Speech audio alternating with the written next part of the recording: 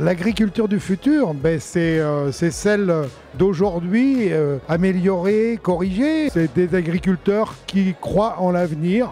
Il faut avoir des possibilités pour l'installation et c'est là aussi où le département peut venir en aide à ces jeunes porteurs de projets qui pourront s'installer pour faire de notre agriculture une agriculture réactive. Je pense d'abord que l'agriculture du futur, c'est une agriculture qui va s'adapter au changement climatique et les agriculteurs sont en première ligne face au changement climatique. Donc je pense que depuis longtemps, ils ont compris l'intérêt pour eux de s'adapter, de trouver de nouvelles méthodes d'agriculture qui sont plus respectueuses des ressources, puisque ces ressources sont limitées. L'agriculture du futur, c'est avant tout une agriculture qui permet de faire vivre les agriculteurs, ce qui est quand même important, puisque c'est une activité économique, ça faut s'en rappeler en permanence. Et puis après, c'est une agriculture qui évolue au gré de son environnement. C'est une agriculture aussi qui va être capable, d'un moment donné, de s'accaparer toutes les évolutions technologiques, justement, pour pouvoir progresser et d'avoir des outils de production qui vont permettre de maintenir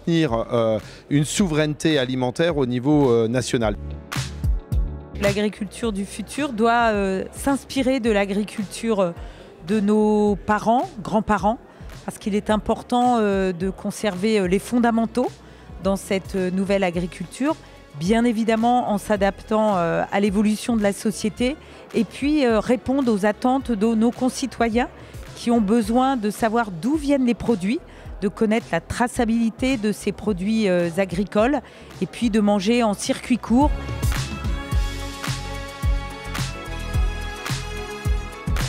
Les rencontres agricoles d'aujourd'hui, c'est justement ce rendez-vous entre ce qui peut être proposé par un département comme celui de l'Essonne, parce que c'est un métier compliqué qu'être agriculteur et qu'on a besoin vraiment de la mobilisation de tous pour le faire valoir.